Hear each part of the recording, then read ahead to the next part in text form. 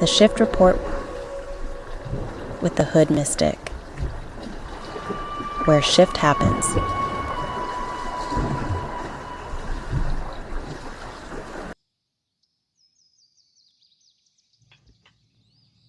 Peace to the tribe, peace to the collective. It's the Hood Mystic, representing hoodmystic.com, whiterabbitpsych.com, and columbianexchange.com.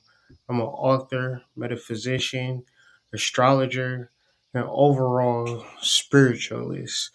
Today, we're going to be talking about Kundalini in a way that you might not understand, not in a way that you might not understand, but in a way that you might not have understood it in the past, but bringing you into a present consciousness and understanding of it.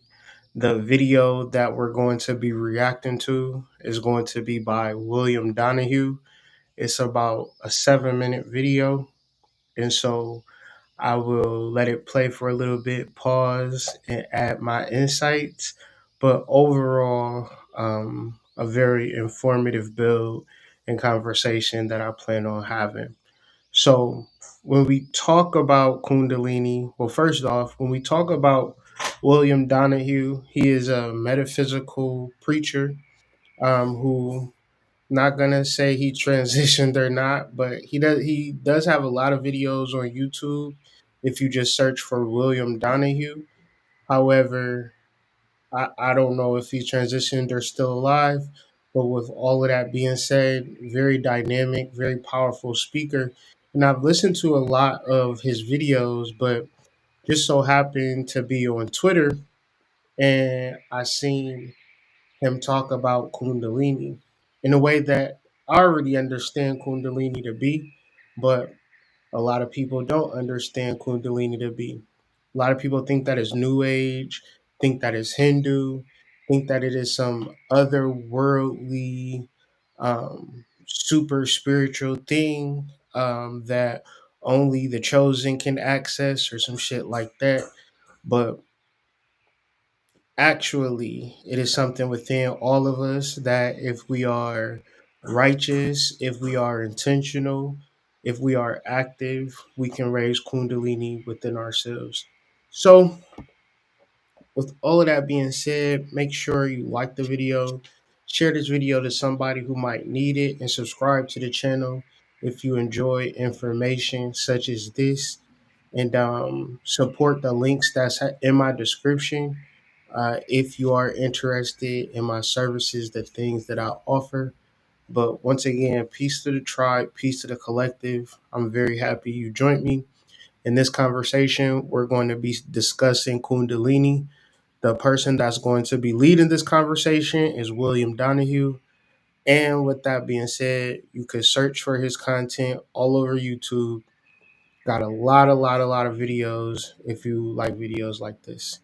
So, peace. The only possible way that you can activate spiritual consciousness is Kundalini. There is no other way it can be done. It is impossible to do it any other way. And that's why it's so important that you become familiar with the term. Otherwise, you're into religion and you're dwelling in consciousness of the lower mind with all of its distractions. You can't. So, real quick, and I'm going to repeat that because it bears repeating. He is stating that the only possible way for spiritual intelligence to take place or for spiritual intelligence to commence is through raising Kundalini. But most Judeo-Christian people do not know what Kundalini is. And then if you don't know what it is, you're not even going to think of raising it. But it's very metaphysical, very physical, very matter of fact, and it's written in your Bibles. But the question that I gotta ask, why don't they talk about revelation in church? The reverend will talk about the whole Bible, but never get to revelation. Because when we have this conversation we're going to go through Revelation 1 all the way to Revelation 5, and it's going to start by bringing up the seven chakras, and it's going to end by bringing up the seven chakras. And once again, you're not going to want to deal with the chakras. You're not going to want to understand the chakras because it's not something that you've been told. So I just want to present the information and have the conversation for people who are looking for they're looking for themselves. They're looking for who they truly are. And then when you mention chakras, they don't fully get it. They don't fully understand. I want to make a video for people like that. So if you got it all figured out, if you already know what it is, then this video ain't for you. But if you trying to figure out who you truly are, this video is going to be very helpful and very impactful to help you get to just grasp in the concept just a little bit. You know I got you. So let's listen to this again, and we're just going to more or less stop him and start him as he goes along. The only possible way that you can activate spiritual consciousness is Kundalini. There is no other way it can be done. It is impossible to do it any other way. And that's why it's so important that you become familiar with the term. Otherwise, you're into religion and you're dwelling in consciousness of the lower mind with all of its distractions. You can't work that way, and we'll show you that. But the 7 centers that are located from the base of the spine to the crown are known as chakras. C-H-A-K-R-A-S. And that word means wheels. Okay. You'll never find fulfillment in your life until these things are overcome. Until each of these centers, which are closed off, are open. You'll never. So one of the first major breakthroughs that I've developed through my own personal study is connecting the chakras to specific glands and also exercising those glands to begin to activate Kundalini within the individual. So when you talk about the root chakra, you're talking about the conjugal body. And how you activate the conjugal body is something that is called a mula bandha or a root lock. And when you do this consistently, when you do this intentionally, you are in the process of activating your root chakra or your kundalini energy. We are like a vehicle. And once you activate this vehicle, once you set this vehicle up for transformation, once you light the spark, that firecracker is never going to be the same. So at a certain point, we are deeply protected through dealing with Kundalini from a space where we just don't know. But then at another point, we are deeply at a disadvantage because we imagine that we are going to buy our way into Kundalini. We are going to success our way into Kundalini. We are going to relationship our way into Kundalini. But none of these things are Kundalini because Kundalini is a specific thing that one can accomplish the same way as starting a vehicle is not driving the vehicle. You got to start it, but if you say I drive a car but I don't know how to start it, then you really don't know how to drive it. So when we talk a lot about spirituality, it's hard for people to fully grasp it. It's hard for people to really explain it. And it's hard for people to really offer it. So they give you a complex system. One's in the chat. One's in the chat. You go into people's system and it's very complicated and it's very complicated. And it's a lot of different words. It's a lot of different assignments and things of that nature. And all of it brings you outside of yourself. So you start something and end it more confused than ever. And you have less money in your bank account.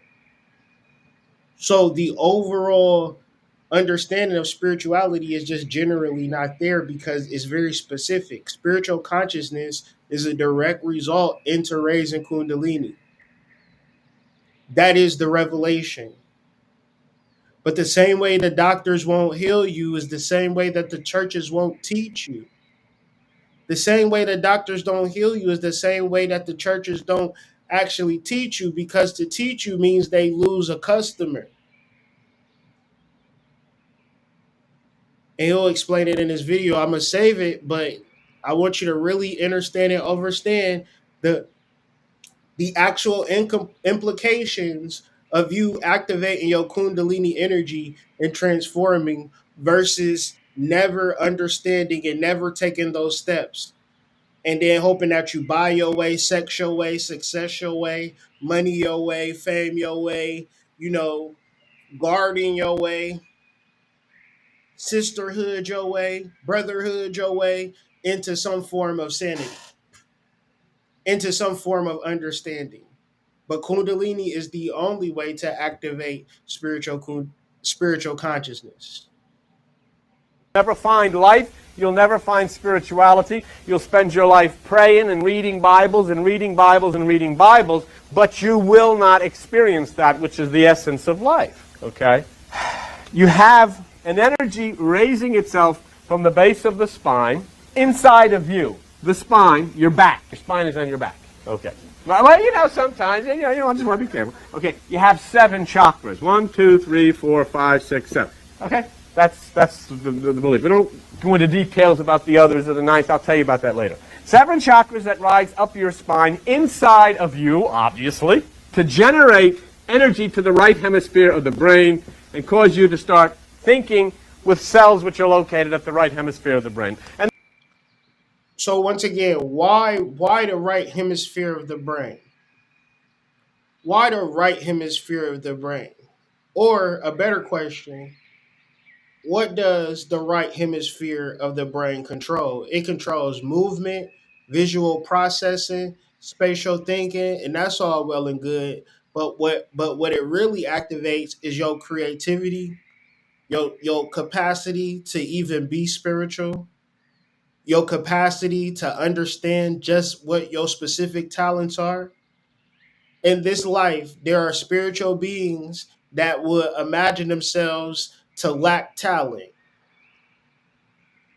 lack creativity, lack the ability to just create a business on the fly, to have that specific idea that you need to come across to make the money that you need. You can't cultivate anything. You can't really attract anything because your right hemisphere of your brain has not been fully activated. Your left brain is the only brain that's being stimulated, your brain of logic. What do the left hemisphere of the brain control? The left hemisphere of the brain, left stands for lockdown, ladies and gentlemen. What do the left hemisphere control? Word processing, sentence construction, choosing words, reading, writing, speaking, analytical thinking, mathematical calculation, logical decision making, sequential information processing. This sounds like a goddamn cubicle to me. It sounds like we be we get everything that we know about school and business, and we wrap it all up to imagine that that's what it is. But what if I told you that when you actually tap into your ancestral creativity, like you understand the left brain, because we're not going to throw the baby out with the bathwater. These are valuable skills to have. But to be able to integrate and to weave and to know that your ancestors have a kiss and a touch on everything that you putting out is almost like a good luck charm. In reference to King Midas, everything you touch could possibly turn to gold if you activate your right hemisphere of your brain. But your job, listen, your school is not grading you on how creative you are, how unique you are. Your school is not grading you on how deeply you are connected to source. Your there is a specific way that your school want things to be. There's a specific way that your job want things to be. When you operate within those conditions, you might be employee of the month. But what is happening is that your right brain is suffering. So there is this meme where the financial bros, soon as Friday hit, they sniffing coke, they smoking weed, they getting drunk because they need to shut down this left side of their brain. So in a weakened state, right? People work from Monday to Friday and they just gotta have fun on Friday, Saturday, and Sunday because that right brain is somewhat starving. But when you talking about Kundalini, it's not going to the club on a Saturday or Sunday. It's not trying to figure out the latest and greatest line dance. No, it is the time, energy, and effort to activate your chakras, understand what they are. When you talk about the conjugal body, that's not a concept that exists outside of you. When you talk about the sacral gland, that's not a concept that exists outside of you. In reference to how you deal with the world, think about yourself, think about other people, is how your fucking sacral gland is going to activate or not activate. You might produce cortisol all day, every day, because you're not rooted. This is your life, this is your reality. Ain't no do-overs or I'll come back another day. You can either be collected to the collective unconscious, which is another benefit of activating your right hemisphere, or be disconnected and be figuring out it all on your own, having to use your left brain, you know what I'm saying? Your language, your analytical thinking, right? Aggression, all of these particular left brain people. And the sad part about it is that men and women operate primarily along the left hemisphere of the brain. They're constantly judging shit based upon things need to be perfect. So you in a relationship, right? And you like, do they fill in? Do they fill in the boxes? Like a nigga is supposed to fill out a test to be with your ass. So what we got is a paradox of reality. Reality is simple. Take a walk with me into ancient times before all of these technological left brain dominant inventions to say we gonna help you get a girl, i.e. dating apps. We gonna help you get a man, i.e. dating apps. We gonna help you do this, Reddit and Instagram, as if to say people wasn't able to do business before these apps, people wasn't able to fall in love before these apps, and all of these things was happening naturally. Human beings was going to figure out a way. That's the right brain. So once again, we can be consciously activating the right hemisphere of our brain, or we can be left brain prisoners. I don't know if it's a thing, but I think I've heard it before. I'm gonna ask if that's a real thing. Oh, see, I probably made it up. Maybe it's something within my own right brain. Okay, breaking free from the left brain prison. I know I've seen that concept before. Let's read about this because I feel it's important. Because the dominant thing, and I don't know who this video is for, I don't know who this message is for, but the only thing you're thinking about is your job.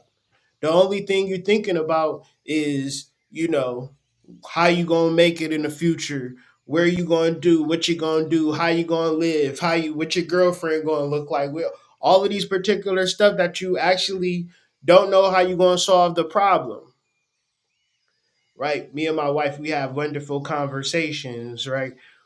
We were talking about the astro world, and we were talking about manifestation and how the material world is ruled by the left brain and the astral world is ruled by the right brain. And when we were talking about manifestation, the way that we think about things in the left brain hemisphere is the same way we think about things in the right brain hemisphere. It's just that we don't understand it or see it. Case in point, she was dreaming about kittens and she was holding kittens and she said it was real. Like she had manifested kittens in the astral world. So in the left brain world, it's like you gotta go to the shelter, you gotta fill out a piece of paper, you gotta do all of this stuff. But in the longer short of it, it's still the same manifestation process. And depending on if you let go of the how, right, you might have two kittens show up on your doorstep, right? Neutered and all types of shit with tags on it, but like, meow, we just want to live with you, meow. You be like, damn. I Manifestation in the astral realm is the same manifestation in the physical realm, but because we don't utilize our right brain in this world, we actually try to figure it out. We're trying to figure out the how. The how is 90%. The actual thing that we control is just the 10%. So trying to figure out how you gonna pay your bills, how you gonna live, how you gonna find a man, how you gonna do this, how you gonna do that, that's not up to your concern. How is not of your concern. What we need to really be focusing on is what. Once we have what in our mindset, then we figure out how. The how is God. The how is our soul. And so when you are reading Zachary Lansdowne, Apocalypse of St. John, which he gets into Revelation at a deep spiritual level, chapter 5 is called Guidance. And so William Donahue is going to talk about chapter 5. And as he talks about chapter 5, we'll be talking about chapter 5. But guidance from who? Guidance from me? No. Guidance from your mama? No. Guidance from your daddy? No. Guidance from your husband? No. Guidance from your wife? No. Guidance from your guru? No. Guidance from your pastor? No. Guidance from your tarot reader? No. Guidance from any external source? No. Guidance from your soul? That is the only thing. And the only way that you can have a real one-on-one conversation between your soul and yourself is activating Kundalini. Kundalini is spiritual consciousness. So until you activate that, you're not going to be able to understand shit. Because what you're assuming is that somebody care about you more than you care about yourself. And that assumption is the quintessential, you make an ass out of you and me when you assume. That's why they spell it like that. Nobody loves you more than your soul loves you. But if you don't activate Kundalini, i.e. activate the right hemisphere of your brain,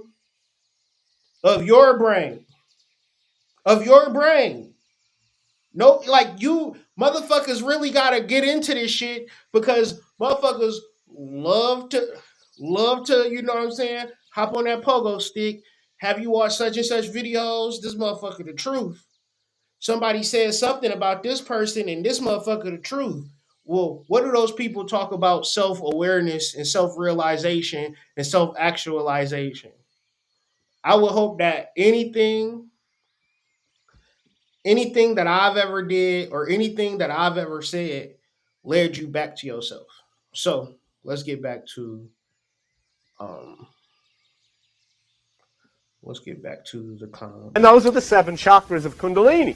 Now, it's a very strict. I happen to have 7 chakras. One, yes, that word means wheels. Okay. You'll never find fulfillment in your life until these things are overcome. Until each of these centers, which are closed off, are open. You'll never find life. You'll never find spirituality. You'll spend your life praying and reading Bibles and reading Bibles and reading Bibles, but you will not experience that with the essence of life. Okay.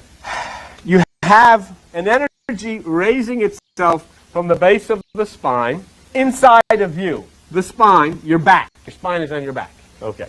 Well, you know, sometimes, you know, I just want to be careful. Okay, you have 7 chakras. 1, 2, 3, 4, 5, 6, 7. Okay? That's the belief. We don't go into details about the others of the 9th. I'll tell you about that later. 7 chakras that rise up your spine inside of you, obviously, to generate energy to the right hemisphere of the brain and cause you to start thinking with cells which are located at the right hemisphere of the brain. And those are the 7 chakras of Kundalini. Now, it's a very strange thing, isn't it, to think of something like this or to talk about something like this, especially in Christian circles. I happened to watch a program on television at my office in which a Catholic priest was putting this down. And he was saying what the belief is that there's an energy that rises up 7 chakras to the spine and then throws energy to the right hemisphere. And this is something you got to stay away from. This is New Age thought. It's Hindu. And it's something you don't want to get involved in. And I wrote him a letter and I said, Father, you know, nice program and God bless you and everything. But you want to be a little careful as a Christian as to what you say about these 7 chakras. And I showed him something. And I'm going to show it to you right now. Go to page 229 in the New Testament in the book of Revelation. All right? Now, I just told you about this very strange Kundalini of the 7 chakras going up the spine and opening the right hemisphere of the brain. Page 229 in that New Testament of yours, Revelation chapter 5, okay? Let's take a look at what it says. Listen, and let's read it closely and carefully with me. And I saw in the right hand of him that sat on the throne, immediately we're being led to the right hemisphere of the brain of the higher consciousness, okay? Now watch what this is. So let us read this from two different variations, and then we can go back to the video. But in Zachary Lansdowne, the Revelation of St. John, chapter 5 is called Guidance, where the spirit is anybody who wants to activate Kundalini, who understands their own chakras and their own spiritual energy. And no matter who you are, no matter how much money you have, no matter how pretty you are, how fat you are, how skinny you are, how tall, short, it does not matter. If you can walk, can't walk, it doesn't matter what situation you are faced with. We all have chakras and we all have a soul. We all have a consciousness. So the spirit starts to practice meditation, meaning that the spirit begins to remove himself from or herself from the conscious mind. When you begin to practice this regularly, you receive guidance from who? The soul. And then you discover the value of that guidance. The value of the guidance from your soul is priceless. If you don't get guidance from your soul, you don't get guidance from really nothing. It could be a guide to crash out, but ultimately you have to be able to stop, reflect, and introspect. See that soul within yourself and have the conversation. And this is the work. The work is getting past your feelings. The work is getting past your emotions. The work is getting past your obstacles. Yeah, you may have them, but you also have a soul. And the soul might not have a direct response to what you're going through, but the overall grand scheme of things, when you fully realize yourself, it might be that you was in a crouched position and it looked like you was faced with an obstacle, but then you deal with your soul and you stand up and you walk directly over your obstacle. Throughout my life and studying this for years, I'm not gonna lie to y'all. Throughout my life, I've had many perceived obstacles that just wasn't that. When you raise your consciousness through each chakra, when you balance your emotions, see, you cannot balance your emotions if you're not grounded in reality, if you're not grounded into source. Because the way that you know that your emotions is not in reference to who you truly are is because you've grounded. You find an energy source greater than your conscious mind. You find a love greater than your mother and your father that comes from a spiritual space. But if you don't actively ground and do the mula bandhas, do the root locks, do the kundalini exercises, then you would just be simply just like, I've heard about kundalini. I've read about kundalini. I know about kundalini. But that is not the experience of talking to yourself and yourself talking back to you. This is guidance, real live guidance that you shouldn't just shirk over like, yeah, I'm down with E5 though. I'm a child of Obatala. No disrespect to that, but at the end of the day, you are a child of your soul. So in the King James Version, chapter 5, verse 1 says, "And I sat at the right hand of him that sat on the throne, a book written within, and on the backside, sealed with seven seals." Let's really look at this. "And I saw in the right hand of him." So once again, this is written by John of Patmos. He's on an island, and I'm imagining he got some psychedelics, and he is just tripping balls. But in this space of him tripping balls, God is giving him a divine message on what activation is. This is the revelation that you are God. The revelation means to reveal something.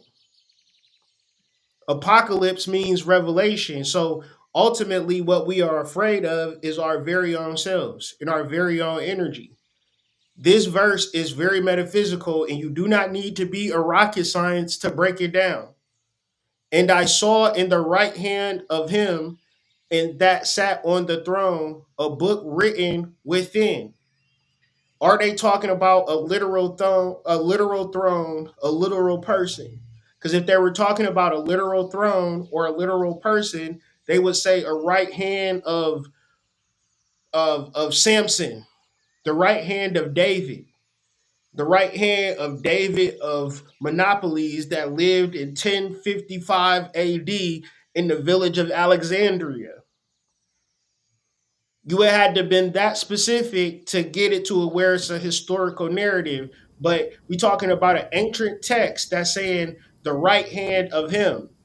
That is what you call symbolic or a personification of a specific idea. So it is not confusing.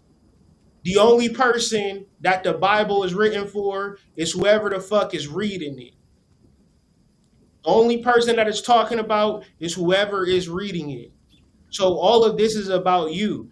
The right hand of you is not the literal right hand of you, it's going to be the right hemisphere. Him, man, represents the mind. The mind sits on the throne of a book written within. Written within what? So a lot of these things coincide with messages that I received years ago. When I put out Chakra Nova and I said, you are the book, you are the book, but the book is written within and on the back side. What is on your back? The spine. What is written within? All of your DNA codes.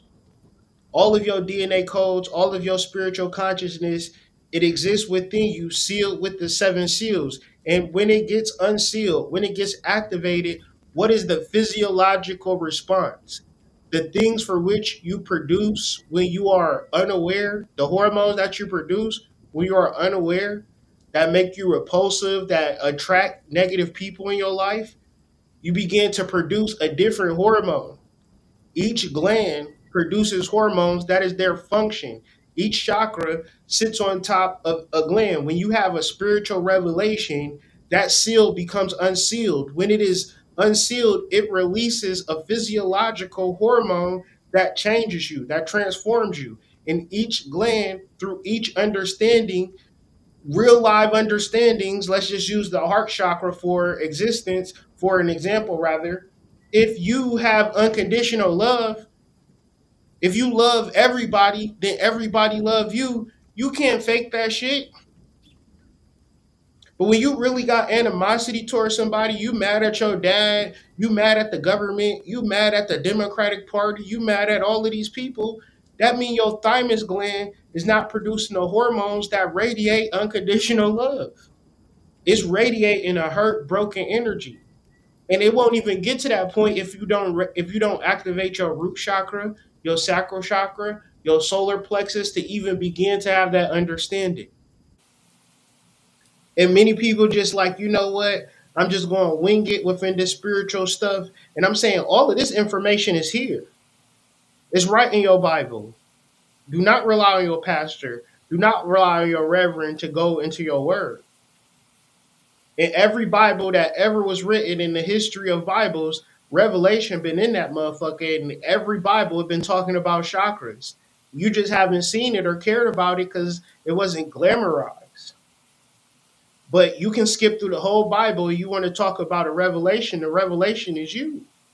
That is sealed within the seven seals. Chapter 5, verse 1.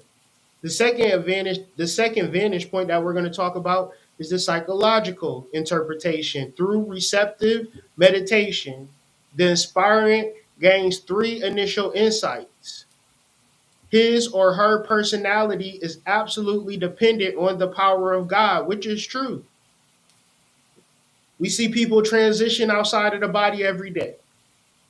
We see people homeless. We see drug addicts. We see people who go through all types of misfortunes day in and day out.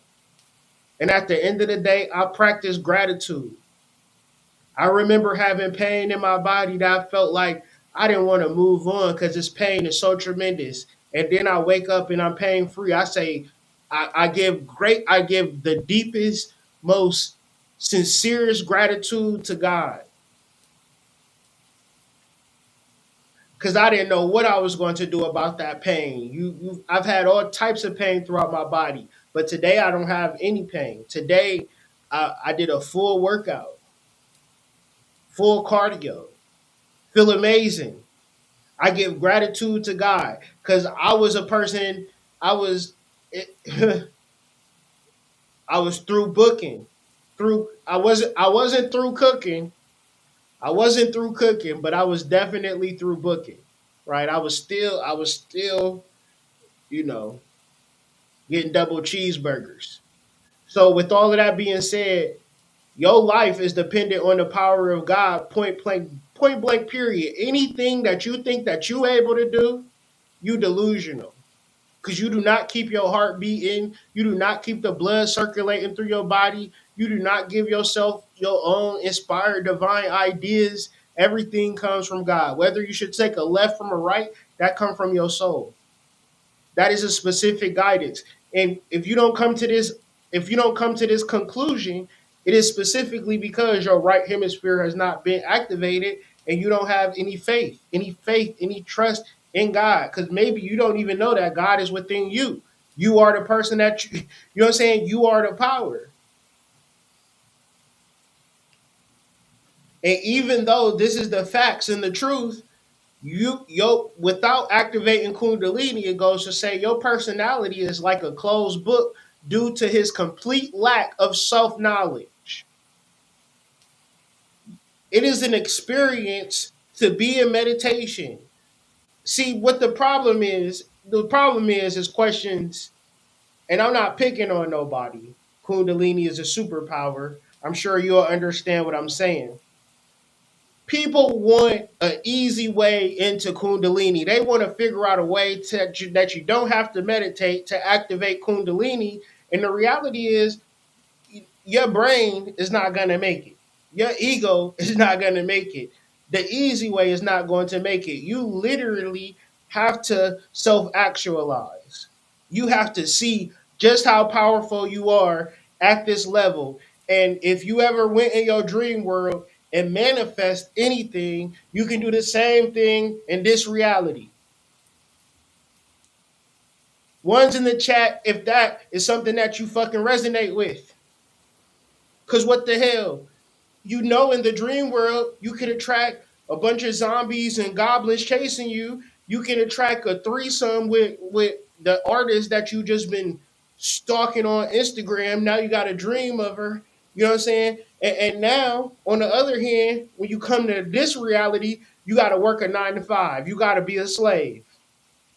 That is what you call mind control. And how do they mind control you? By not telling you that God is within yourself. It is one of the biggest conspiracies that the world has ever seen. It is one of the biggest conspiracies that the world has ever fucking known. God exists outside of you. So who you are outside of God, you don't know shit. And so therefore, if if you it's a point of knowing that damn, I'm disconnected. That's one of the that's one of the one that is one of the one things that is one of the most powerful things that you will ever do. Damn, I'm making the wrong decision. Damn, I need to not be doing this. What am I talking about? Most people think that the shit that they doing just because they doing it is some hot shit. One's in the chat if you reflect on some shit that one's in the chat if you not doing what you was doing 5 years ago, but 5 years ago you was doing it like you was supposed to be doing it. Hey, I'm having fun. I'm at the club. Let's go to the club. Niggas will look at you ready to fight. You know I'm not going to the fucking club. Well, we went to the club in our 20s. Why we ain't going to the club now? Cause shit, I just didn't know what I didn't know. You go to the club, wad full of money, pocket full of money. You wake up, you got $20. Like, I don't even remember spending the money. I thought I got 3 drinks. One's in the chat. I got a Long Island. I got two Incredible Hulks. I got a pack of cigarettes. How did I spend $5,000? It's not really adding up to me. And then you stop doing it, but it's like, yeah, it might be some shit that you're doing right now that ain't right and exact. And if you don't say I ain't doing the shit that I ain't like, this some shit that I need to stop doing, guess what, nigga? You gonna keep on doing it. So it ain't no way that you gonna get into a space of Kundalini when you're doing the wrong thing outside of your glandular system. You're doing the thing that's going to trigger your fight or flight. So you're not doing the thing that brings yourself into gratitude. You're not doing the thing that brings you into acceptance. You're not doing the thing that brings you into love and connectedness and abundantness and prosperity. You're doing the thing that you've been told by the same motherfuckers that wanted to enslave you and successfully enslaved you. You don't know nothing from nothing. You was a black person, you came up, you got some money for yourself, and you moved to a white neighborhood. One's in the chat. One's in the chat if that's black people. I knew for a fact if I ever had the opportunity to move anywhere, I'm going to move around black people, whether it's lower class or upper class, middle class, because you only notice if you live around white people. Not being racist. Not being racist. I'm being actively in a sense of why people live and stay and breathe and live in Detroit, because it is a black city, it's a black town. And to see people like you is healthy for niggas. It's not healthy when you are a black man and everywhere you go, you seeing people of other races thrive and you questioning yourself. You just want to be in a place. I promise you, if you got any type of sense, you want to be in a place where people that look like you is normal doing normal shit. Not when people looking like you doing crimes, or people that look like you uber wealthy and you just like, damn, they like, you just need a regular set of people that look like you, up, down, in the middle spectrum. It's healthy for your psychology. But we live in a world where as soon as we get something, we taking our resources and moving it to somewhere else. So all I'm saying is spiritually, because we in the real world, spiritually, I came to an understanding a long time ago. It's gonna be easy. It get better. I'm telling you. The more I see black men do well, the more I feel, nigga, I feel like I feel like a nigga injecting me with a 50 cc's of confidence. It's just something that, it just make my skin tingle. You know what I'm saying? Like in real life, not like on TV. Cause a lot of shit be fake on TV, but when you rub shoulders and when you breathe the same air as successful black men, guess what? It wears off. It wears off on you. Because we live in a very spiritual world. And when you see somebody doing some shit, guess what you start to think, man, maybe I can do that shit too. You start to really talking to him. He ain't extra smart. He ain't extra good looking too. He not extra tall. He not extra nothing. He regular, I'm regular. He just might be more consistent than I am. He might know this person. He gonna introduce me to the person he know. Wow. I'm so grateful for people saying, hey, Kyrie, meet this person. This is my boy Kyrie. Y'all should exchange numbers. That little shit right there, feed my family. That little shit. And I'm going to tell you one thing and one thing for certain. The older I get, the more sure of myself I am, the more that the world meet me halfway. When you doubt, when you not sure, when you think like maybe the thing not going to work out in my favor, you create that too. It's just the astral world. When you have a fear mindset, I used to have dreams all the time where I was just running. I used to hate it too. Every time I dream, I get into it. I'm just scared. I would just start running. I don't know. It's just like I wake up hyperventilating, like, man, I almost died. Oh my God. And that was the same. And all that was, Spirit told me, That's when you disconnected from source. You supposed to be feared. That's why the root chakra. Let me see. I went to public school. I don't know a lot of. I don't know a lot about nothing. Is the root chakra connected to fear? Mm, I don't know. Let's see. Let's see. Let's see. Let's see. Google said yes. The root chakra is to be closely connected to fear, particularly when it is unbalanced or blocked. Hey, this was me. When your root chakra is not activated, you in a fear like state in reference to your whole reality. Cause you don't even know God is within you. Think about how crazy that shit is. Imagine Superman never even knowing that nigga could fly. You know what I'm saying? Think about how lame your life be. You just walking. You could be flying and shit. You just walking.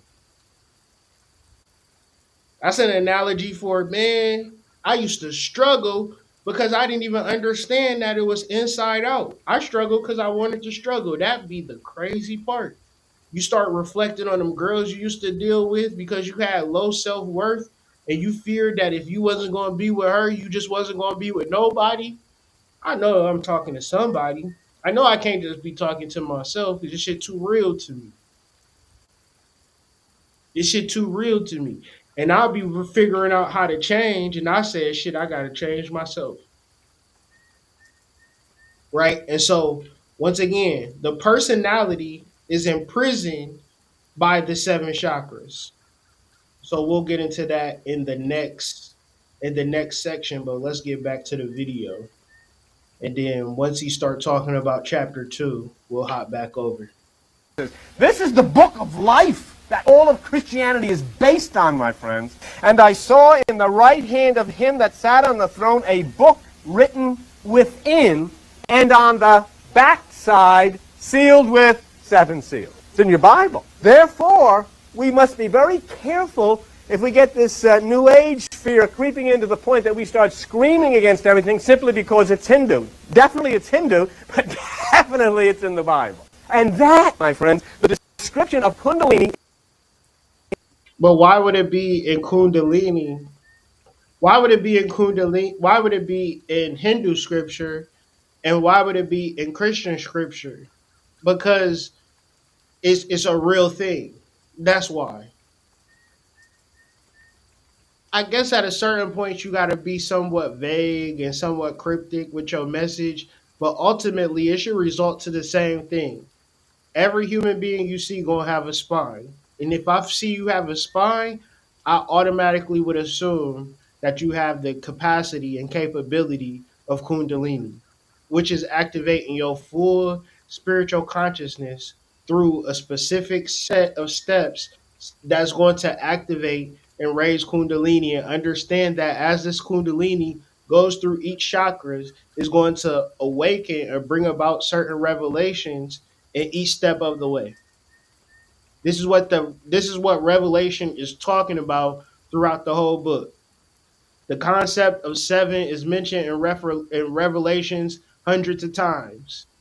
7 trumpets, 7 seals, 7 churches, 7 monkeys, 7 booties, 7 tables, 7 lambskins, 7 hands, 7 eyes. And at a certain point, you're saying, well, is the Bible talking about something literal or is it talking about symbolic? I'm telling you, it's talking about something symbolic because your chakras are the gateway to your spiritual understanding. It is nothing else. Take your spine out of your body and make sense of your life after that. I dare you. Well, Hood, I don't even need my spine.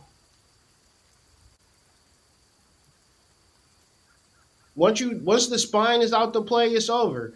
Energy is traveling up and down your spine whether you like it or not. So therefore, the activation and the intention of connecting to your Kundalini energy is basically up to you. Whether you understand that within yourself or not. That's like the basic premise of the whole entire concept. That to me is amazing.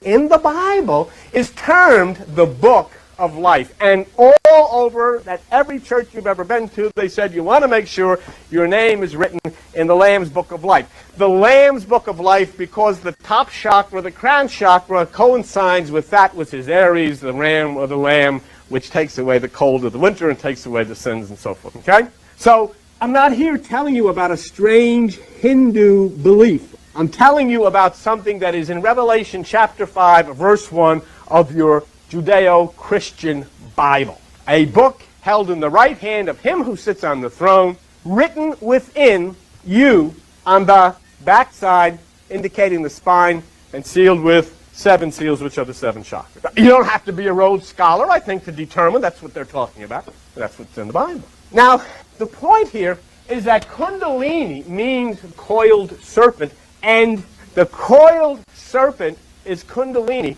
which rises and must rise through those 7 chakras in order to open each area of your spinal system where these seals cover up the energies of desire and feelings and so forth and so on. That. So, with that being said, there is a certain level of block that, so the personality, if you look, let's just go through this real quick because it shouldn't go without being said to those who might not understand the process of Kundalini awakening, or why are we completely blocked from Kundalini. And it starts with the personality, right? The persona.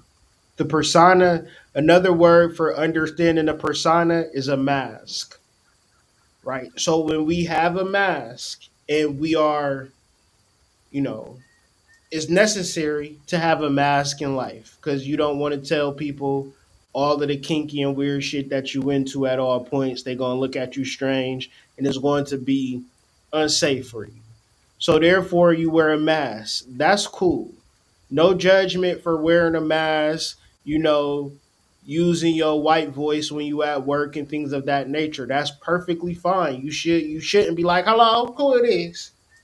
"No, he ain't in right now. Can I take a message?" "Okay. All right. Mm-hmm. Yep, I'll hit you up later." "Hello, who this?" On a set though, on phone them. You shouldn't even be calling her like that, man, cuz I was busy. You know what I'm saying? Call that nigga back. You know what I'm saying? "Mr. Shropshire, the delivery man, I don't even know, man. I'm about to motherfucker go to the car and smoke." You know what I'm saying? You might really feel like that at work, but it ain't wise to present yourself like that because you would get fired. And you fired, you got kids, you got a girl. So wear that mask. Ain't nothing wrong with it. But the problem is, if you got a degree in a certain field or if you got a job, you ever see a person like this a cop and he a cop on at work, he a cop at home too, so he'd be like, "Hey, what you doing? Smoking that weed, I should arrest you." Like making little weird jokes. You like, wait, you know what I'm saying? You like, you know what I'm saying?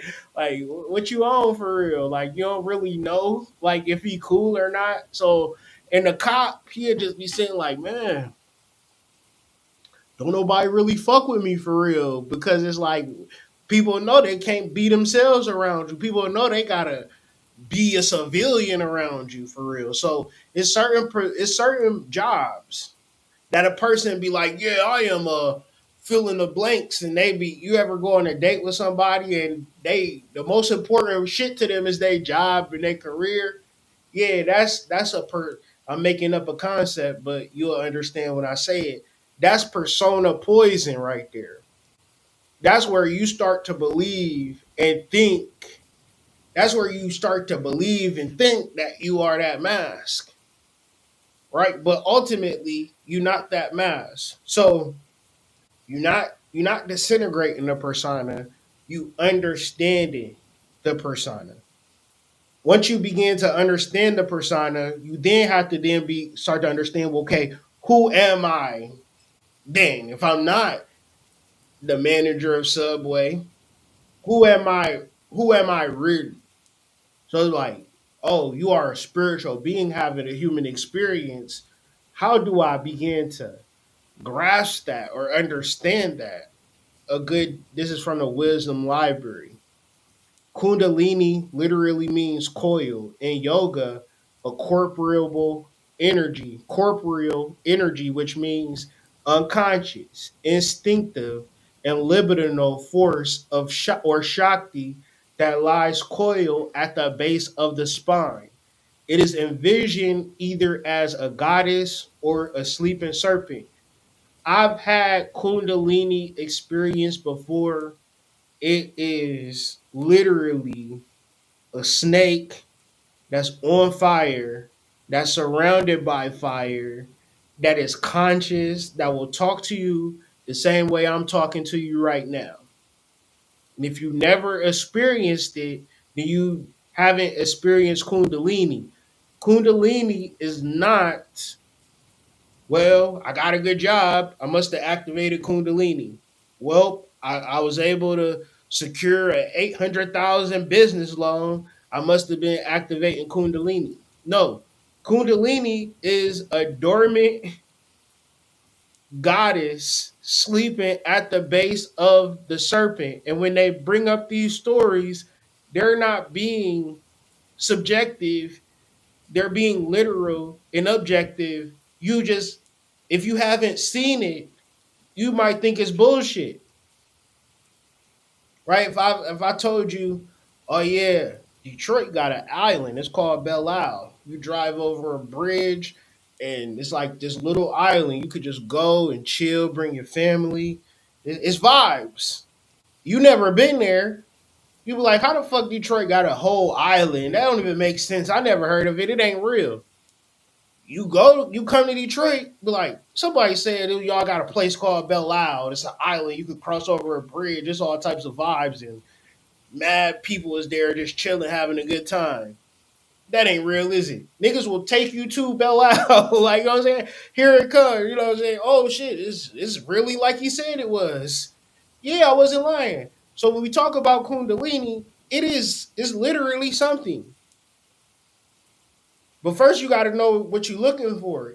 Like, I wouldn't be here talking to you. I mean, I would be here talking to you, but it wouldn't be about this shit if I didn't have the experience. When I reflect on this sentence, it is envisioned either as a goddess or a sleeping serpent.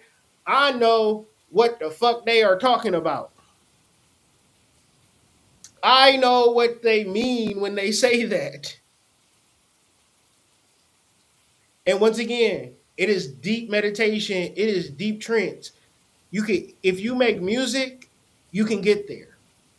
If you drum and record it and then re-listen to your drumming and meditate to your drumming, you can get there. If you sing songs, record music, sing that song, repeat that song on repeat, meditate to that song, you can get there. You will get outside of your body with your own voice. You know why? What do the right brain control? The right brain controls your creativity. Your creativity is a tool. It's like the flute. What you call them? What you call? They not called fortune tellers. What they call it, y'all? To do snake charmers. The snake charmer awakens the kundalini, the creative power. So you might be saying, what shuts down the kundalini? Listening to modern music, which is devoid of creativity. A lot of it is AI now. A lot of it is, once they institute the 808, you know what I'm saying? We started to seeing the vibration of the people get lower than you would have never thought that people's vibration would get lower than they was in the 90s. When the crack epidemic happened, black people collectively said, this is bad, but at least it won't get no worse. Then they started creating 30 clips and YNs and things of that nature, Hellcats and Scat Packs and Loud Packs and things of that nature. And you said, well, where did this come from? It came from a shutdown of the Kundalini energy, which come from the 808. You're not going to tell me no young black kid that's listening to 808s that has been undisturbed by the particular energy of the lower vibration. No, it will shut down your chakras. It will shut down your Kundalini, and that's just that, right? And it don't mean that you're gonna become a gangbanger, but when you talk to people and you say, well, what you want to do, how you want to live your life, they'll tell you straight up, I want to be a streamer, I want to be an influencer, I want to play Roblox. I said I was going to buy my son a PS5. You know why I didn't? I was like, what games you want to play? He said Roblox, Minecraft. I said, nigga, I will get you a goddamn Android. A $50 Android. What are we doing here? They don't want high power graphics. So all I'm saying is these kids are not creative because Kundalini is shut down. Everybody listen to this certain type of music that is like weighing down. It's weighing down. So I'm saying the thing that can active and if you don't make music, listen to your favorite 70s artists, your favorite 60s artists. Stay in that pocket though. You can't really listen to ancient music. It ain't no such thing. So if you want to go for it into the 90s and the 80s, do your thing. But that soul music, that jazz music, that heavy instrumentation music, you want to begin to listen to that under some form of, maybe drink a little bit of liquor, maybe smoke a little, you know what I mean? You know what I'm saying? Do something to bring you out of your conscious mind. Shut down that left brain and then meditate into the creative space. That's going to open up the astral world for you. If you get deeper into that meditation, start to look for that fire. You'll be surrounded by that fire and you'll get pulled down to a level and your soul will talk to you. Kundalini will talk to you and you will break down crying. There's nothing that is going to replace the fact of you knowing that you have a soul. Nothing is going. Your job is not the fact of you having a soul.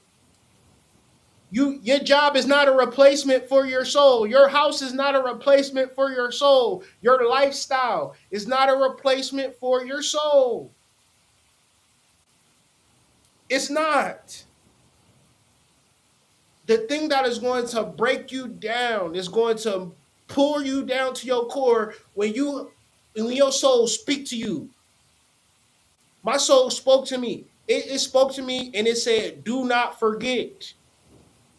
Because when you going through stuff, when you a young black male, when you struggling, when you working two jobs, when you catching a bus and you don't know what's left from right, you living in a shack, your girlfriend probably cheating on you. You just know you got to work two jobs and at certain times you call, the phone going straight to voicemail and you can't leave because you need this money. Your back is up against the wall. And when you going through a tough part about that shit, the worst part about going through a tough part is you start to think, maybe I'm gonna be like this for a long time. Maybe I'm gonna be like this forever. Maybe this shit ain't gonna get no better. And then your soul say, nigga, remember this. Remember this. Remember where you at. Remember your mindset where you at. Because your life is going to change, Kyrie. Don't even worry about it. And I was sent through some portal, through some wormhole. This is real shit that I experienced. I tell this story over and over again because this is real shit that I've experienced and my life changed from that moment. I broke down crying. And what I was trying to communicate to my girl at that time is that we are not alone. This is we don't have to do this shit by ourselves. We don't gotta wreck our brains. We just have to trust God. See, when you was a grown adult person and they trick you into some shit, you think you gotta figure this shit out. What the fuck is you actually figuring out? You just paying your motherfucking bills. Just keep it a buck. You just paying your bills. You managing your finances, but you ain't solving no motherfucking problems. You ain't got no divine ideas. You just making it. And we are at such a low state within the consciousness within the black community. When we see a nigga just making it, we want to give him a round of applause, and a standing ovation. This nigga is making it. This nigga, because most of us can't make it.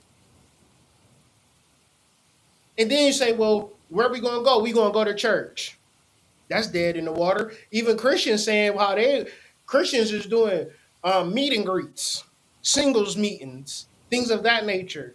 And it gets. I was thinking about this. This is a little side note, little side tangent. Motherfucking Christians say, "Oh, we don't get into the devil," and I'll be listening to fucking Christian music, and they always copying hip hop.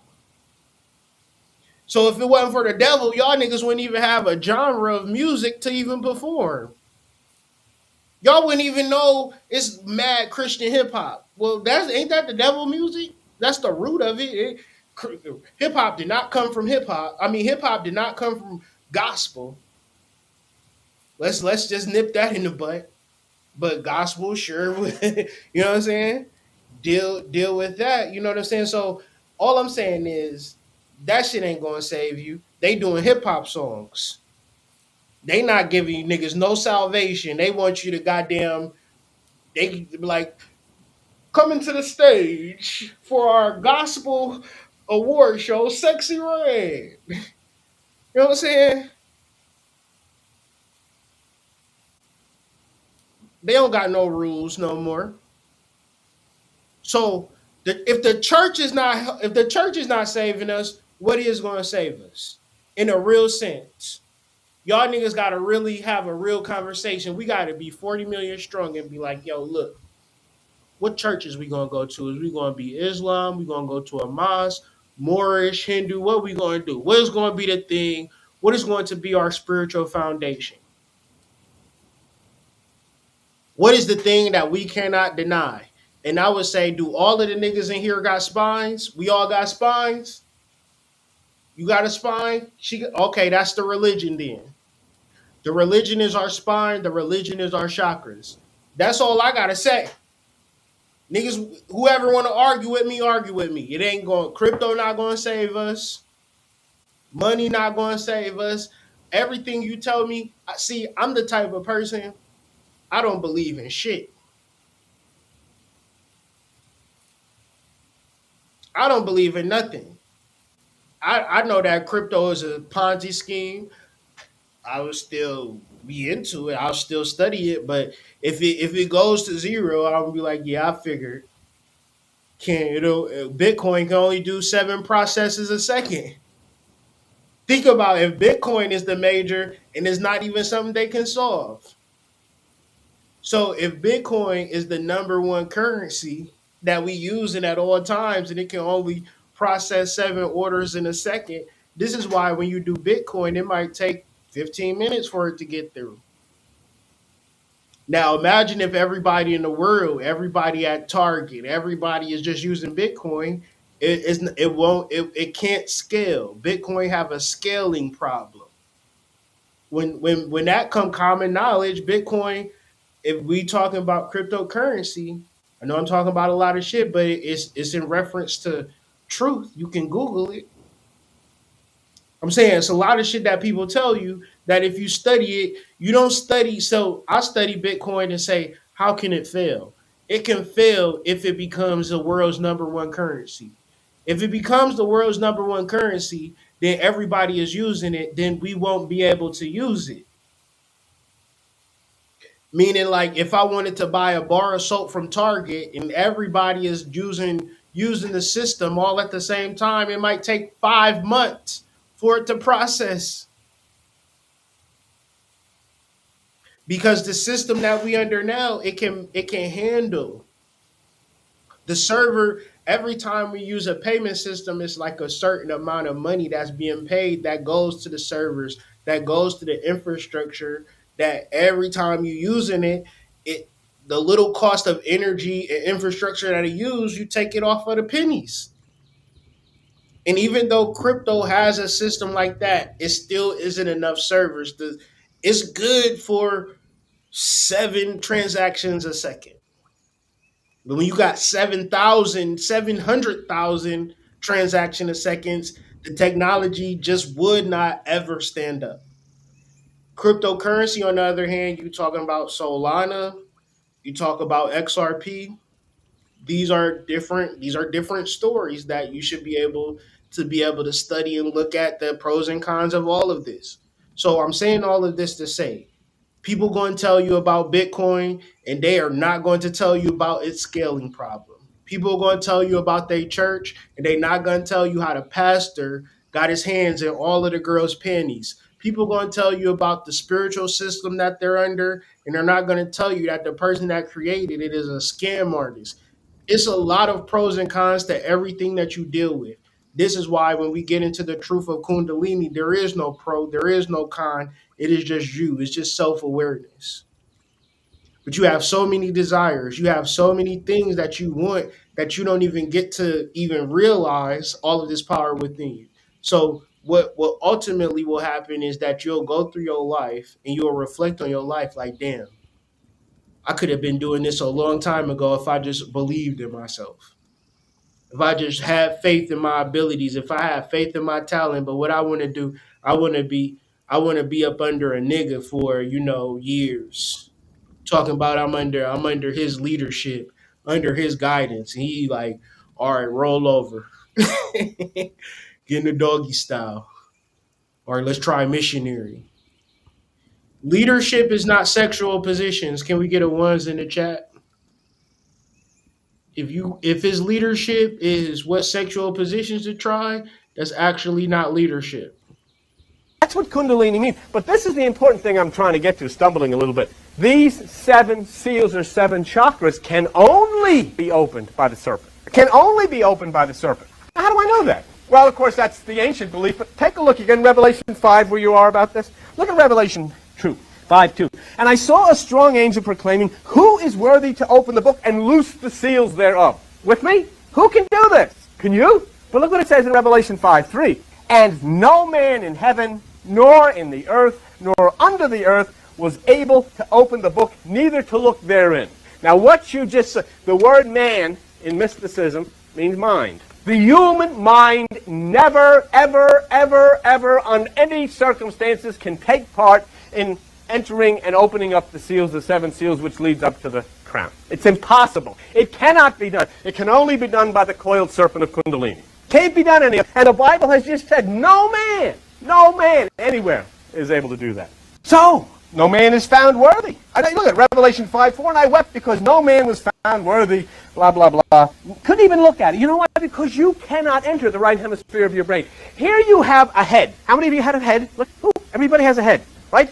In your head is a brain. 10% of the brain you use. That's the 10% of tithing. That's what God wants you to give. That's what tithing means. Give that 10%. It has nothing to do with money. And that's what I was saying earlier, but I was waiting for him to say it. Like that 10% that you supposedly give to the money, I mean the money that you give to the church rather, that's not in reference to anything that have to do with money. Because when the Bible was written, it wasn't written in reference to churches. Because in the Bible, it literally says when one or more people are together in the name of the soul, that is considered church. So if I'm a church unto myself, if I'm a church within my relationship, I'm not supposed to give myself 10% or nothing like that. But what it's stating is that the logical mind, the left brain, the brain that we only using 10% of our actual functions. We're not using our creativity because the long and the short of it, I don't see any creative expression. People are like, look how much money I got. Look at this logical thing, this logical conclusion. Look how successful I'm in. Look how much, but like, what do your creativity breed? Like, what, what vision is spirit channeling through you, and what are you showing to the world? For a lot of times, it's just going to work and coming home.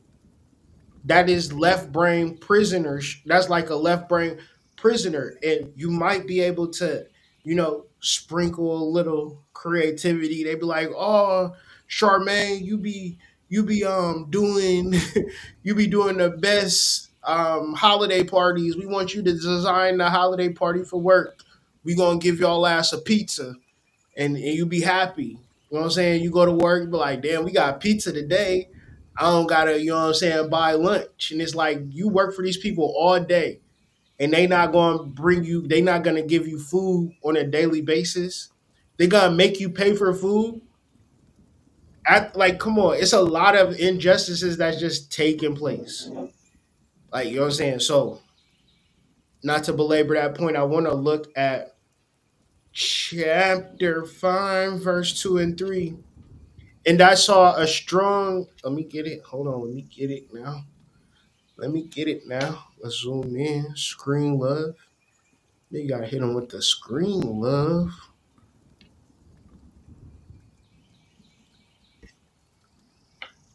And I saw a strong angel proclaiming with a loud voice, who is worthy to open the book and to loose the seals thereof?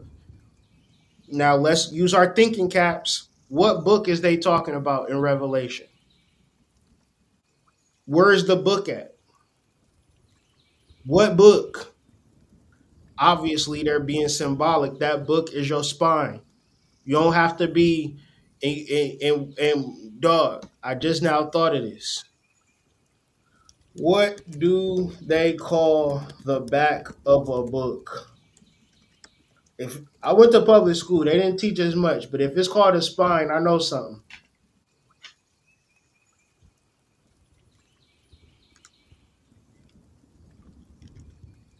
Not the back, but the binding. Oh hell no, y'all. The back of the book is called the spine. One's in the chat, dog. This is crazy. If you already thought of that, you a genius. But I've been dealing with this shit all the time for years, and I never made that connection. The back of a book is called the spine. So peep how the Bible is like, look, who is worthy to open the book? No, it's in verse 1.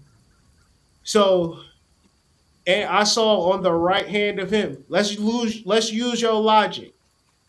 And let me, if you go to church, I want your reverend to tell me that what I'm saying right now is not the absolute truth. I want him to tell me, to tell you, this man do not know what he talking about. Because the book that they talking about is the book of Jedediah that was written in Greece, and they was writing on scrolls back then, but I digress. It said, I saw on the right hand of him that sat on the throne a book. Hold on. I saw, so in his right hand, he sat on the throne and he had a book that was written within and on the backside sealed with the seven seals. When you talk about cryptography, when you talk about breaking codes, that's a code that is broken. And once you become awakened, you can't go back to sleep after this. In every Bible is going to be a Revelation chapter 5, verse 1, and you won't be able to unsee it. The backside of a book is called a spine. So, is there seven seals on a literal book, or are there seven seals along your spine? And these seals are sealed, meaning that they're hidden to you. Now, who is worthy to open the book and loose the seals thereof? They're either talking about a literal book or they're being symbolic of the human body. And no man in heaven, nor in earth, neither under the earth, was able to open the book, neither to look thereon. So therefore, and this is why the conversation of Kundalini is helpful, but it's also dangerous. Because there's going to be people that listen to this video about Kundalini and imagine that because they listen to me talk about Kundalini, that they're somehow activated their Kundalini.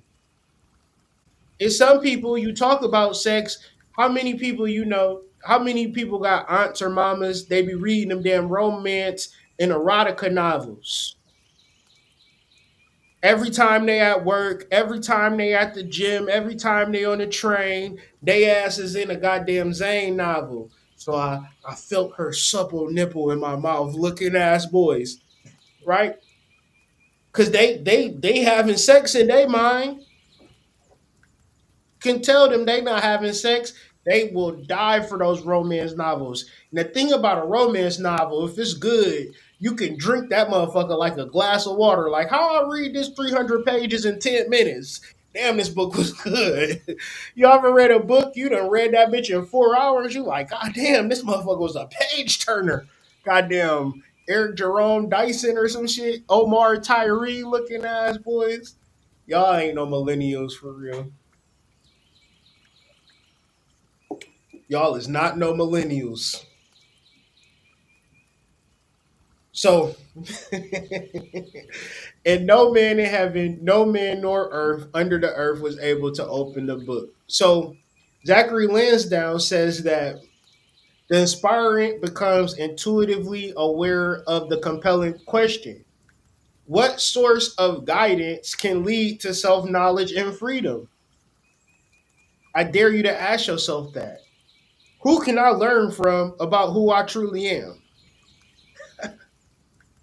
God is good because he'll put a scam artist on every block in every church in every government establishment. He'll force you to cultivate this energy within yourself.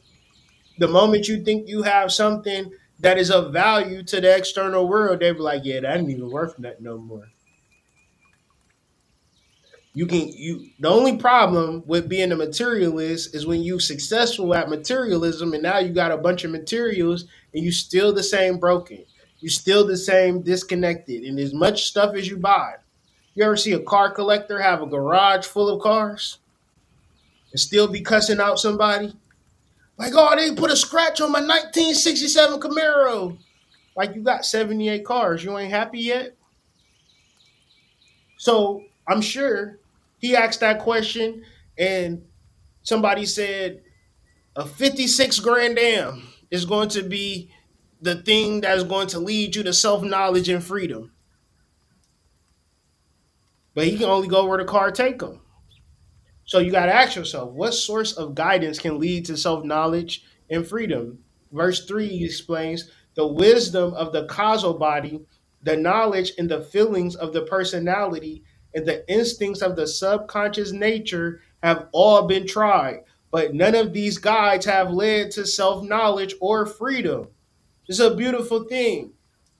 Only when you go to listen, when you as a spiritual being, you go to church, you be wanting to lock in to the word. You be with the series, the Lion of Judah series. You be keeping track. Okay, Pastor going to talk about David this week. I'm excited. You get the suits. You get the haircut. You feeling good. All the girls are saying, "Hey, how you doing, brother Anthony? Looking good today." Who was in the chat? Was in the chat. You ain't mad at church. You ain't mad. You wish that was the answer. You wish praying to Allah 8 times to the east was the answer. Cause you love the aesthetic.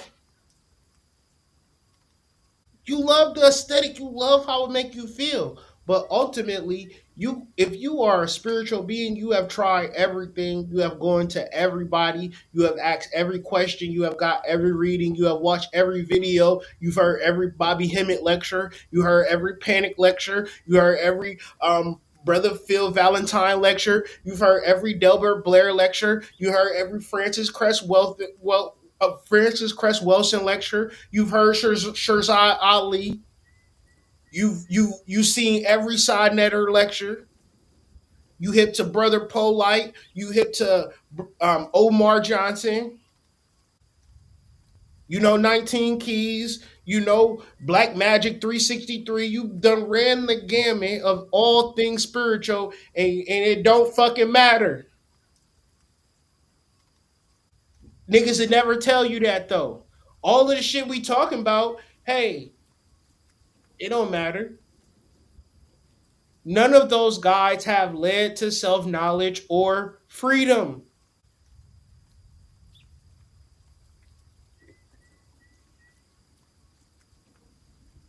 The other 90% you don't touch. 90% of your brain you don't touch. Would that seem reasonable to you? This is telling you, hey, that 90% is available to you if you follow the instructions of the ancients, including Jesus Christ, who said, practice the single eye, which is Kundalini. Go to the upper room, which is Kundalini. Okay. So who is able to open the seal? Revelation 5:5. And one of the elders said, weep not, behold, the Lion of the tribe of Judah is able to.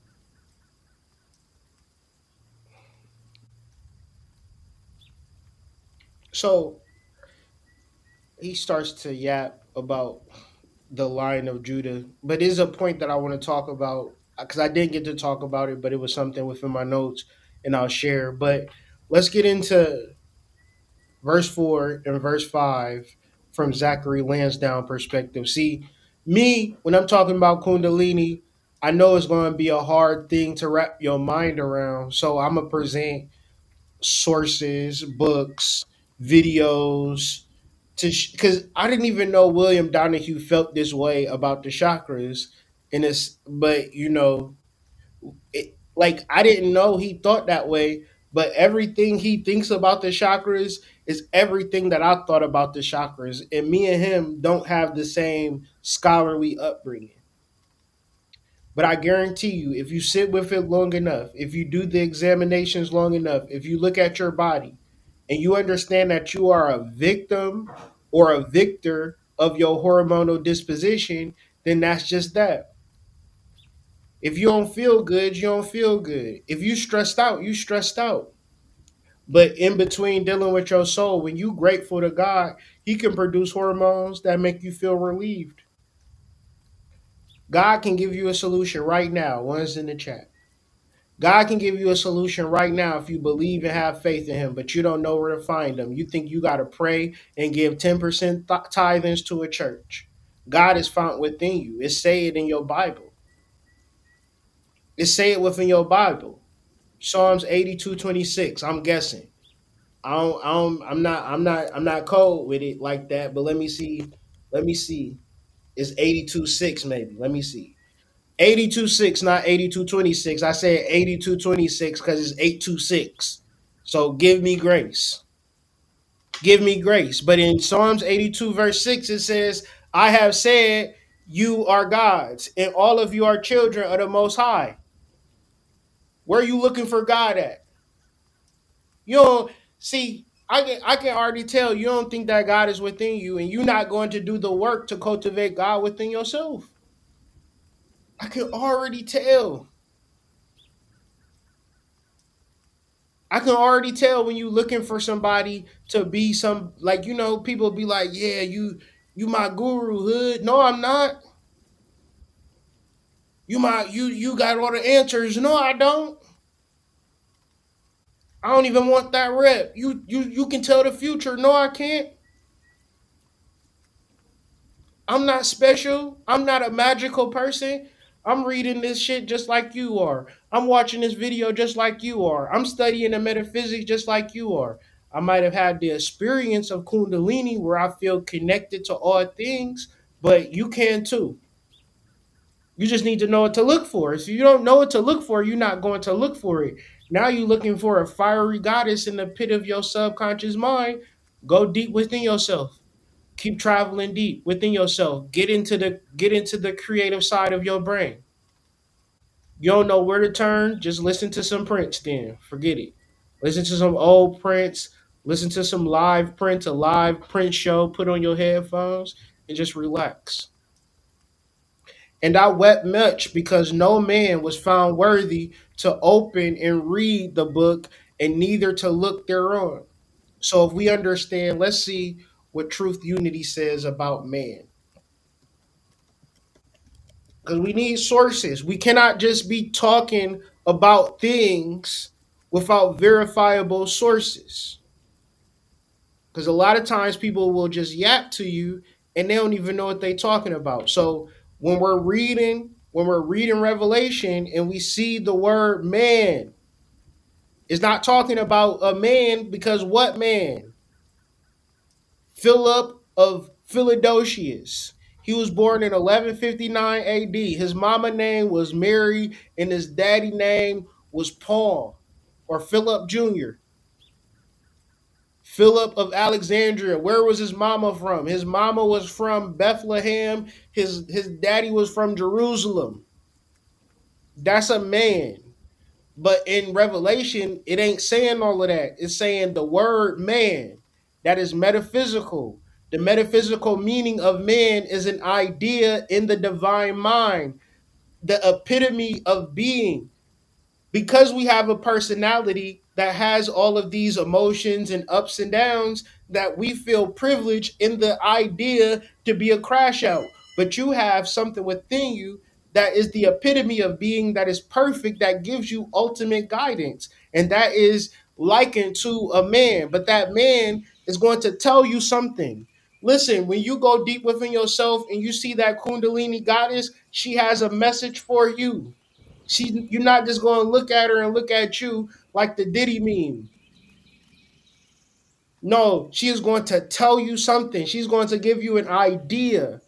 Your mind is conscious, meaning your mind is just like Ray Ray from up the block, but instead of Ray Ray, who got face tats in a 30 clip and some black Air Force Ones, your divine mind is got ways for you to exit out of this matrix, ways for you to attract the perfect person for you, ways for you to live a life of freedom based upon your own manifestations. And when you grow within this consciousness, you will also see it in the astral realm. So if you have a dormant or troubling dream world, you will start to have a more naturalistic, holistic dream world. You will start seeing the reality for what it is, a very beautiful landscape where anything is possible. Niggas will tell you every single day that you a slave and you ain't worth shit and you ain't gonna have shit. They will promote people online and they'll be like, oh, I don't like dusty niggas. And you'll look in the mirror like, damn, I'm dusty. I'll never have a girl.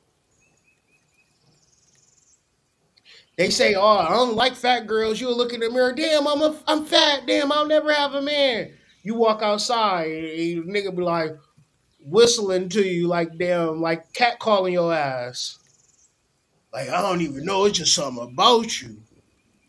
Way you smell, way you smile. You know what I'm saying? He take you home, you look just like his damn mama. You like, damn, we locked in for real, twin. Have a secret handshake out here in this bitch. Well, like, how you find a man? I was doing this, I was doing that, still ain't got a man. Shit. You are the apex of God's creation. You are created in his image and likeness. What does that mean? You have the power of manifestation. You just have to activate it. And it's not something that you have to activate it in this world. It's already activated in your astral world, because that is a world of pure magic. One's in the chat, if your astral world, your dream world, is a world of pure magic. I know I can't be the only one. You don't be flying, jumping around. You don't got a CD collection. Go into your dream world, you have a whole book of CDs. You like, I don't even know. I even forgot I had these.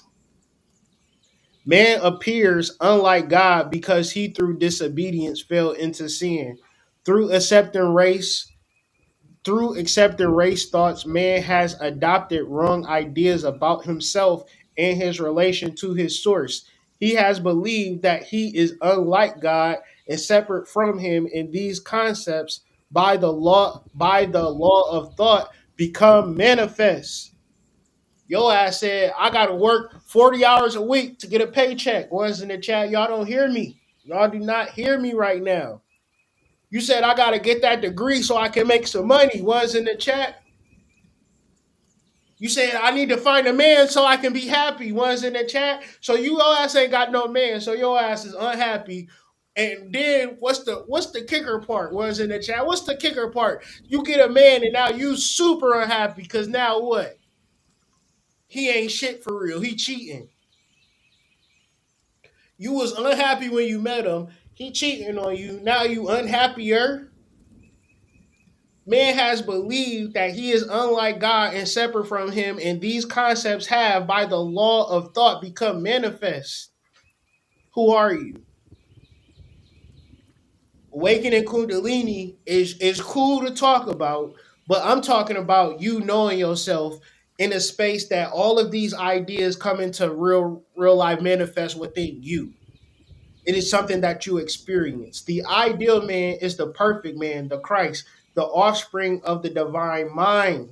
Manifest man should be as perfect as the ideal, and he will be when the individual identifies himself with the Christ or Christ consciousness. When he is identified with anything less than perfection, he manifests some degree of imperfection. So we talking about 10% and 90%. We talking about the right hemisphere through Kundalini activation and then not activating it. Now you operating in the 10% where you got to figure out where your next meal is coming from. Was in the chat. How many times you ever said that? Man, I don't even know where my next meal coming from. Was in the chat. Man, don't nobody love me. It's because I'm black, ain't it? I heard you just don't like short men. And all of these particular things that you saying is wrong with you, somebody is like, man, I need me a short black guy real bad. I've been fantasizing about one. It's giving dwarf. It's giving dwarf energy. Oh, it's giving dwarf. Oh, come here, my little leprechaun. Oh, he was wearing green too. He had on a top hat, girl. I said, "Is that a little leprechaun?" Yeah, you about to be my baby daddy. I want some Lucky Charms. Looking ass, look at you. Change your whole perspective. Now you walking through this bitch with Lucky Charm energy, leprechaun energy. Like, yeah, you wanna come to the other end of the rainbow. You got a whole spiel. You leaning into it, right? But at first you was just like, man, I'm short. I'm bow legged.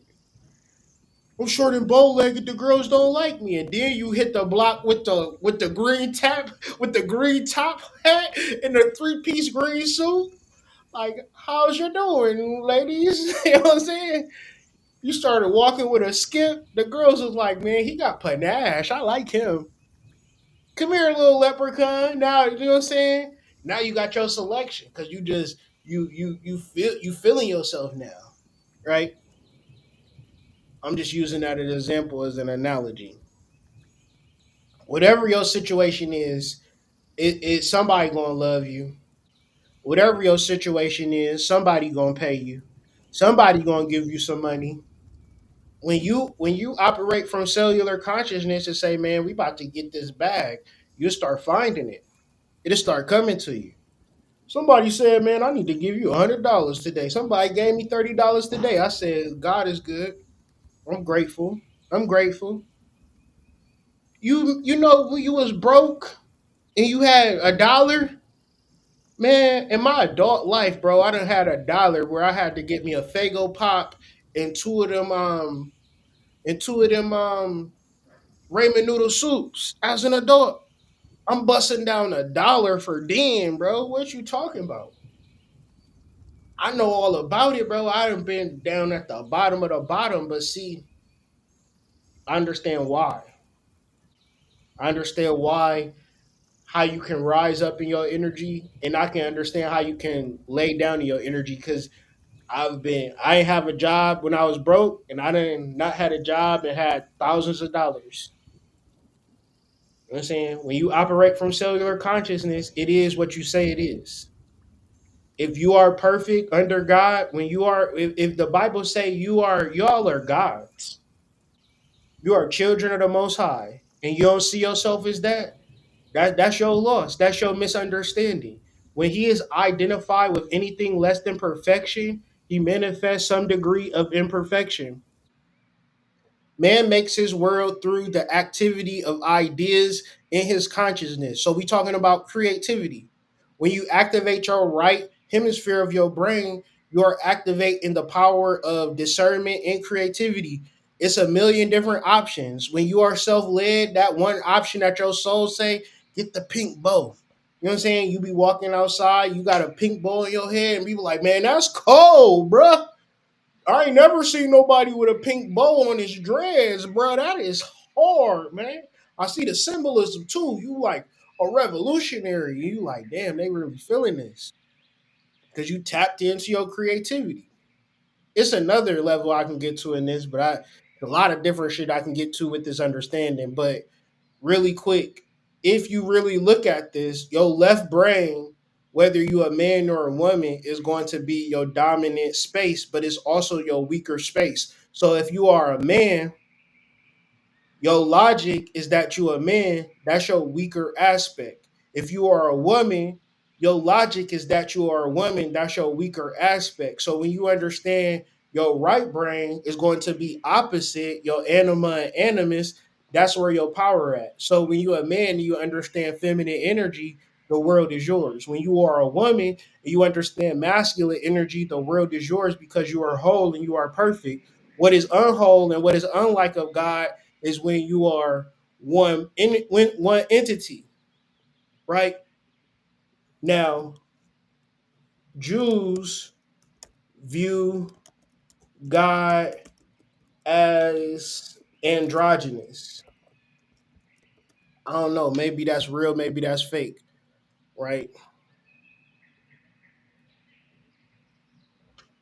Some Jewish thinkers believe God has both masculine and feminine aspects because what is Shekinah? What does Shekinah mean? Shekinah means the English transliteration of a Hebrew word meaning dwelling or setting. It donates the presence of God in a place. So you have Shekinah, the presence of God, right? And then you also have Shakti. This is where you know, because we live in a world of correspondences. All of this relates back to your body, ones in the chat. That's why Hindu is right, and that's why Christianity is right. That's why Islam is right. That's why Judaism is right, because it's all talking about you becoming God and transforming your consciousness from that of a weak, isolated, limited individual to one that is completely connected to the all. And nobody can stop you from that shit. Nobody can stop you from attaining godhood. It is the freest shit on the planet. Shakti is a Hindu concept that represents the divine feminine energy that creates, sustains, and destroys the universe. So, what we're talking about, Shakti, Shekinah, are the divine feminine energy that rests in the base of your spine. Usually, the serpent for women is going to be masculine, for men, is going to be feminine because your 90% right brain is going to be the opposite of your dominant left brain. So you are man and woman, you are androgynous, but if you like not understanding it and you just trying to be a buff masculine man that's, got all the holes so I can validate my masculine energy, then you lost. If you're just, you know what they say, I'm just a girl, one's in the chat. Well, why you do that? I'm just a girl. I don't know why I do what I do. Yeah, that's bullshit. You are a divine feminine entity, a spiritual being, reincarnated here to do some major work. And not wet much because no man, no divine idea was find worthy enough to open and read the book, neither to look thereon. The spirit passes through a period of suffering because he is unable to find any form of self guidance that leads to self knowledge and freedom. So this is what we'll finish off with. And one of the elders said to me, weep not, behold, the lion of the tribe of Judah, the root of David, hath prevailed to open the book and to loose the seven seals thereof. So the lion of the tribe of Judah, what is that exactly talking about? So we got to go first to lion, the tribe of Judah is located is located on the east, if I'm not mistaken.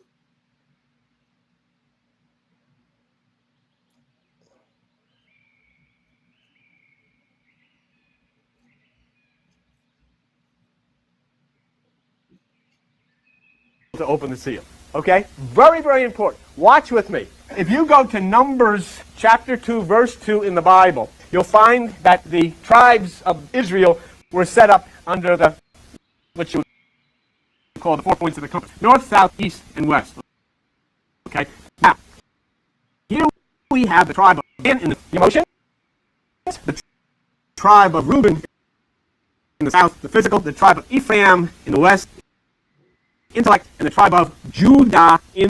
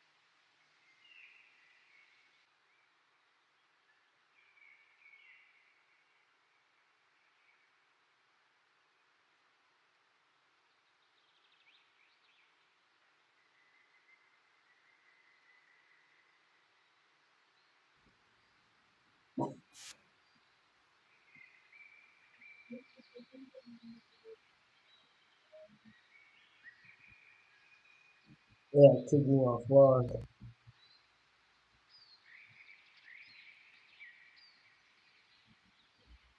You know, I got a conversation like this is gonna come with technical difficulties. So let me finish up before they boot me off this completely. So I'm waiting for this to load up. Load it up. All right. So Numbers 2 verses 3. On the east, towards the sunrise, the division of the camp of Judah are encamped under their standard. So when you are dealing with directions, there will be variations.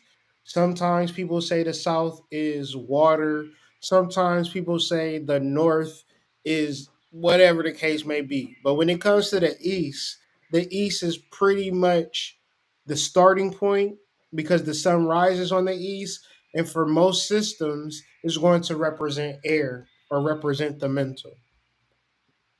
So back to the Bible verse where it says, "The Lion of the tribe of Judah, the root of David, have prevailed to open the book." What is ultimately saying is that when you are mentally prepared, when you mentally understand these particular things, you're able to enact this specific thing. So I'm telling y'all something that if those who have ears can hear, those who have eyes can see, they can begin to redirect their mind into something different. Because it might have been somebody who was trying to find something, establish something on the outside of themselves and never doing this inner work. Now they've redirected their eyes, redirected their mind, redirected their consciousness. So Zachary Lansdowne says suffering can be eliminated by finding the inner strength that guided the tribe of Judah and King David, because that guide was able to bring enlightenment and freedom in the past. So I said that was the last verse, but I wanted to finish on this verse. And I beheld, and lo, in the midst, another word for in the midst is within, The throne is your brain. The four beasts, which represent the fourfold personality, and in the midst of the elders, which represent the cranial nerves, stood a lamb as it had been slain, having 7 horns, 7 eyes, which are the 7 spirits of God sent forth into all the earth. Now, the earth is not referencing the earth literally. If we go to Truth Unity and we figure out what is the metaphysical meaning for earth in the Bible, we will have a better understanding. Metaphysically speaking, the earth represents the consciousness of the physical body. One's in the chat if y'all can read that. Because the pastor will be talking about on 79th and Livingston. And that's not what it's talking about. So the 7 spirits of God sent forth into all of earth is actually the entire consciousness of the physical body.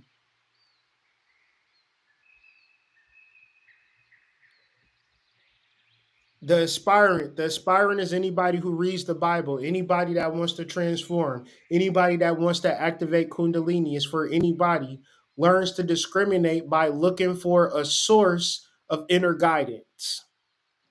Okay? Different from his vitality, knowledge, feelings, instincts, and wisdom. He senses his soul as an inner innocence that has been buried, i.e., buried at the base of the spine, the coiled serpent. The soul provides true divine guidance because it expresses the divine powers and perspectives of the 7 archangels, which are just the 7 chakras that God sent forth, not for all humanity, in all humanity. It takes a little faith, it takes a little trust in yourself, and I'm telling you, that's the hard work. When you trust yourself, when you believe in yourself, when you understand that this work is for you, you will have some chance. Right? So once again, it was an idea that I had to react to this video and discuss these things. And I took this idea and made it into real life. So I'm hoping that somebody found some value in the thing, right?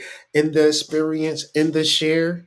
But before I get out of here, I will invite people to, check out my offerings. We have the Chakra Nova 7/7 intensive, which starts this Sunday, where we're going through all of this. If you took the shadow work course, you have a coupon code that you can utilize for this. Make sure you use that. If you're on my email list, I send out an email list with another coupon code. But ultimately, um, sign up for the Chakra Nova 7/7 intensive. We're going through each chakra. We're dealing with the glandular process, and we're also going to redistribute the hormones, change the hormones. So if you are producing cortisol, you'll be producing cannabinoids, opiates, right? It's a reason that we might want to smoke weed or do drugs and all of these particular things because these energies exist within us.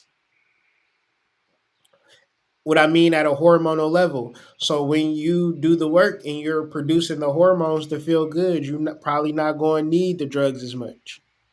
Right. And I'm not saying that people and drugs could be food, sex, you know, drugs could be actually good things for you, but but they serve as a means to block you from your soul.